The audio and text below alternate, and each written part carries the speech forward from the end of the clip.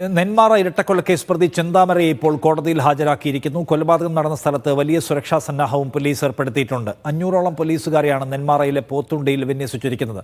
1 മണിയോടെ പ്രതി ചെന്താമരയെ കൊലപാതകം നടന്ന പോത്തുണ്ടിയിൽ തെളിവെടുപ്പിന് കൊണ്ടുവരും.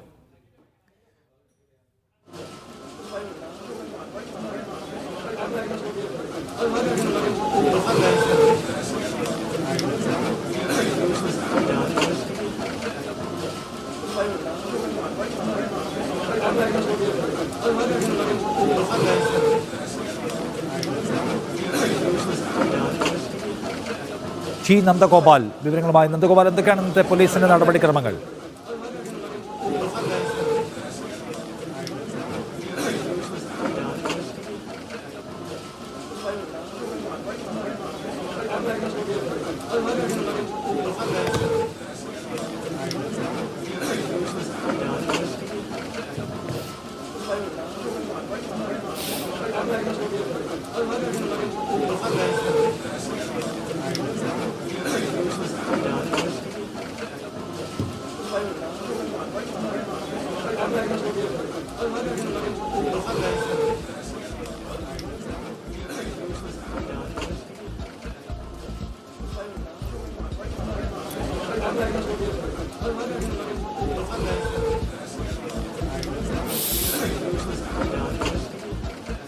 കെ അഖിൽ വിവരങ്ങളുമായി. അഖിൽ, ഇപ്പൊ പോലീസിന്റെ ഇന്നത്തെ നടപടിക്രമങ്ങൾ എന്തൊക്കെയാണ്?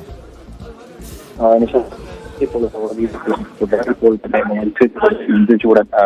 കേസ് പരിഗണിക്കാൻ അല്പസമയത്തിന് തന്നെ കസ്റ്റഡി അപേക്ഷ പരിഗണിക്കും.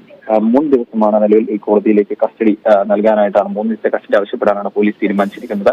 അതിനുശേഷമായിരിക്കും, അതായത് ഈ പ്രതി കൊലപാതകം നടത്തിയ ബോയൻ കോളനിയിലേക്ക് എത്തിച്ച് അവിടെ തെളിവെടുപ്പ് നടത്താനും അതോടൊപ്പം തന്നെ ഈ കൊലപാതകം നടത്തിയ സംഭവം റീക്രിയേറ്റ് ചെയ്യാനാണ് പോലീസ് നിലവിൽ തീരുമാനിച്ചിരിക്കുന്നത്. ഒപ്പം തന്നെ ഈ പ്രതി കത്തി വാങ്ങിയ സ്ഥലത്തടക്കം എത്തിച്ച് തെളിവെടുപ്പ് നടത്തുമെന്നാണ് മനസ്സിലാക്കാൻ സാധിക്കുന്നത്. എന്തായാലും അല്പസമയത്തിനകം തന്നെ പ്രതിയുടെ കസ്റ്റഡി അപേക്ഷ പോലീസ് പരിഗണിക്കും. പോലീസ് നൽകിയ പ്രകാരമുള്ള കസ്റ്റഡിയിലേക്ക് നൽകാൻ തന്നെയാണ് സാധ്യത. മറ്റ് പ്രശ്നങ്ങളൊന്നും ഉണ്ടാവാനുള്ള സാധ്യത നിലവിൽ കരുതുന്നില്ല.